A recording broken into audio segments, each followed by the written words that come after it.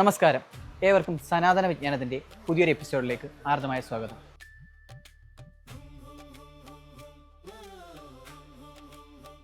നമ്മളിന്ന് ഇടവട്ടം വെള്ളിമൺ കീഴൂട്ട് ശ്രീ ഭദ്രകാളി ക്ഷേത്രത്തിലാണ്. നമ്മുടെ കൂടെ വന്ന് അജിത് സാറും ഭാഗവതാചാര്യനും ആർഷ സംസ്കാര ഭാരതിയുടെ കൊല്ലം ജില്ലാ സെക്രട്ടറിയുമായ അഭിലാഷ് സാറുമാണ് ഉള്ളത്.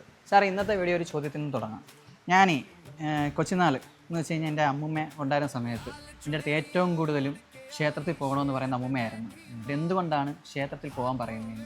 നമുക്ക് കഴിഞ്ഞ എപ്പിസോഡ് നമ്മൾ ശ്രീ വിഷ്ണു മഹാവിഷ്ണു പോർക്കുളത്ത് ചെയ്തായിരുന്നില്ലേ? അവിടെ നമ്മൾ ക്ഷേത്ര ദർശനത്തെ കുറിച്ചൊക്കെ നമ്മൾ പറഞ്ഞിട്ടുണ്ടായിരുന്നു. അതെ, ക്ഷേത്ര ദർശനം, കൊടിമരം, അതെ, നല്ല രീതിയിൽ അത് പോയി. സന്തോഷമുണ്ട്, ആൾക്കാരത് നന്നായിട്ട് സ്വീകരിക്കുകയും ചെയ്തിട്ടുണ്ട്.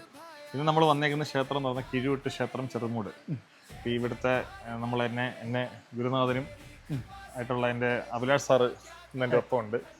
സാറ് ഭാഗവതാചാര്യനും ആർഷ സംസ്കാര ഭാരതിയുടെ കൊല്ലം ജില്ലാ സെക്രട്ടറിയുമാണ്. അതേപോലെ അദ്ദേഹം അധ്യാപകനാണ്, എന്നെയും പഠിപ്പിച്ചിട്ടുണ്ട്. സാറ് എളമ്പുള്ളി സ്കൂളിലെ ഹയർ സെക്കൻഡറി സ്കൂൾ അധ്യാപകനാണ്. അപ്പോൾ സാറുമായിട്ട് ഇന്ന് നമുക്ക് ക്ഷേത്ര ദർശനത്തിനെ കുറിച്ചും നമ്മളുടെ മറ്റുള്ള കാര്യങ്ങളെക്കുറിച്ചൊക്കെ നമുക്കിന്ന് ചർച്ച ചെയ്യാം. നമസ്കാരം. ശ്രീ ഗുരുഭ്യോ നമ. വളരെ സന്തോഷം. ക്ഷേത്രായനം, പ്രത്യേകിച്ച് സനാതനധർമ്മത്തിൻ്റെ മാധുര്യമാർന്ന ആ മുത്തുകൾ കൂടുതൽ ആളുകളിലേക്ക് എത്തിക്കുന്നതിന് വേണ്ടി ഇത്തരത്തിലൊരു വലിയ ഉദ്യമത്തിന് തുടക്കം കുറിച്ചതിൽ വലിയ സന്തോഷം. വിശേഷിച്ച് ഇന്ന് ഈ ദേശത്തിൻ്റെ ദേവത എൻ്റെ പരദേവതയാണ്. അതിലുപരി ഈ ദേശവാസികളുടെ ഒക്കെ തന്നെ കുടുംബ പരദേവതയായിരിക്കുന്ന കീഴൂട്ട് ശ്രീ ഭദ്രകാളി മഹാദേവി ക്ഷേത്രത്തിൻ്റെ തിരുസന്നിധിയിലാണ് നമ്മൾ നിൽക്കുന്നത്. ആ മഹാദേവിയുടെ തിരുസന്നിധിയിൽ വെച്ച് തന്നെ ശ്രീ വിഷ്ണു ക്ഷേത്രം എന്ന ഒരു വലിയ സങ്കല്പത്തെക്കുറിച്ച്, ഒരു വലിയ സത്യത്തെക്കുറിച്ച് സംസാരിച്ചതിൽ വലിയ സന്തോഷം. ഇതിൽ ക്ഷേത്രങ്ങളെക്കുറിച്ച് പറയുമ്പോൾ നമുക്കറിയാം, ഈ സനാതന ഭാരതത്തിൻ്റെ നെടുന്തൂണുകളാണ് ക്ഷേത്രങ്ങൾ. അതിൻ്റെ നിർവചനങ്ങൾ തന്നെ നമ്മൾ പരിശോധിക്കും പറയാം. ക്ഷയാത് ത്രായതേ ഇതി ക്ഷേത്ര എന്നാണ് പറയുന്നത്. ക്ഷതത്തിൽ നിന്നും ത്രാണനം ചെയ്യുന്ന സങ്കേതങ്ങളാണ് ക്ഷേത്രം. ഇന്നത്തെ തലമുറയ്ക്ക് ക്ഷേത്രത്തോടുള്ള താല്പര്യം എത്രത്തോളം ഉണ്ടെന്നൊക്കെ ചോദിച്ചാൽ ഇതൊരു വലിയ ചോദ്യചിഹ്നമാണ്. അല്ലേ? ക്ഷേത്രാചാരങ്ങളും ആചരണങ്ങളും, ഇപ്പോൾ വിഷ്ണു തന്നെ പറയുണ്ടായി, മുത്തശ്ശി പകർന്നു കൊടുത്ത അല്ലെങ്കിൽ മുത്തശ്ശി പഠിപ്പിച്ചു കൊടുത്തതായിട്ടുള്ള ചില പാഠങ്ങളാണ് ഈ ഒരു ഈ ഒരു ജെൻസി തലമുറയിൽപ്പെട്ട വിഷ്ണുവിനെയും ഈ കാലഘട്ടത്തിൽ ക്ഷേത്രത്തോട്ട് അടുപ്പിച്ചത്.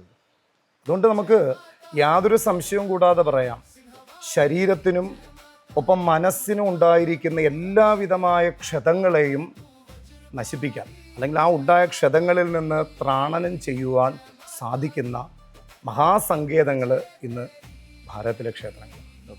വിശേഷിച്ചും നമ്മുടെ കൊല്ലം ജില്ല എടുക്കുമ്പോൾ ക്ഷേത്ര പെരുമ നിറഞ്ഞ ഒരു നാടാണ് നമ്മുടെ കൊല്ലം. അതിൽ തന്നെ ഈ മഹാദേവി ക്ഷേത്ര സങ്കേതത്തെക്കുറിച്ച് പറഞ്ഞാൽ തന്നെ നമുക്കറിയാം, അത്രത്തോളം വൈഭവങ്ങൾ നമുക്ക് പറയാനുണ്ട്. ഇവിടെ ഇരിക്കുന്ന പലർക്കും പറയാനുണ്ട്, അനുഭവങ്ങൾ പറയാനുണ്ട്. അതെന്തുകൊണ്ടാണെന്ന് ചോദിച്ചാൽ, ശരീരത്തിൻ്റെയും മനസ്സിൻ്റെയും ക്ഷതത്തെ ഒരുപോലെ മാറ്റുവാനുള്ള ഒരു വലിയ വൈഭവം ഈ കളരിക്കെന്നല്ല, ഭാരതത്തിലെ മുഴുവൻ ക്ഷേത്രങ്ങൾക്കുണ്ട്. അതുകൊണ്ടാണ് നമ്മുടെ ഗീതയിലേക്ക് ചെല്ലുമ്പം അർജുനനോട് ഭഗവാൻ പറഞ്ഞു കൊടുക്കുന്ന കേൾക്കാം, അല്ലേ? ഇതം ശരീരം കൗന്ദേയ ക്ഷേത്രമിത്യഭിധീയത. ഒക്കെയൊക്കെ മാറ്റിവെക്കാം. ചിലപ്പം അവിശ്വാസം ഉണ്ടാവാം. ശരിക്കും പറഞ്ഞാൽ വിശ്വാസം അവിശ്വാസം എന്ന് പറയുന്ന രണ്ട് വാക്ക് നമ്മുടെ സനാതന ധർമ്മ പ്രമാണങ്ങളിൽ ഇല്ല, അല്ലേ? ഇല്ല. ശരിക്കും പറഞ്ഞാൽ നമുക്ക് വേണ്ടത് അനുഭവങ്ങളാണ്. അതെ, നമ്മുടെ ജീവിതത്തിൽ നമുക്ക് കിട്ടാത്തതും അനുഭവങ്ങളാണ്. അപ്പോൾ അനുഭവങ്ങൾ ഉണ്ടെങ്കിൽ, അനുഭവങ്ങൾ ഒരു വ്യക്തിയെ വല്ലാതെ മോൾഡ് എന്ന് പറയുന്നത് ഒരു സൈക്കോളജിക്കൽ ഫാക്ടറാണ്. അനുഭവങ്ങൾക്ക് വല്ലാത്ത മാധുര്യമുണ്ട്. അതുകൊണ്ട് ഗീതയിൽ അതുകൊണ്ടാണ് പറഞ്ഞു കൊടുക്കുന്നത്, ഈ ശരീരമാകുന്ന ക്ഷേത്രത്തിൽ വർത്തിക്കുന്ന ക്ഷേത്രജ്ഞനെ അറിയുന്നതിന് വേണ്ടിയിട്ടാണ് നമ്മൾ എന്ത് ചെയ്യുന്നത്, ഈ ശരീരം എടുത്തതും ഈ ജീവിതയാത്ര തുടർന്നതും ഒക്കെ.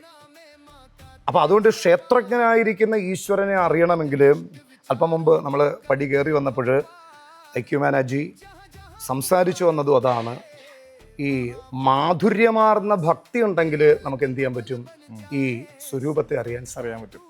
അതിന് ഏറ്റവും നല്ലൊരു മാർഗമായിട്ട് എനിക്ക് തോന്നിയിട്ടുള്ളത് ഈ ഭക്തിയുടെ ഉയർന്ന തലത്തിലേക്ക് അല്ലേ കടന്ന് സഞ്ചരിക്കുക എന്നുള്ളതാണ്.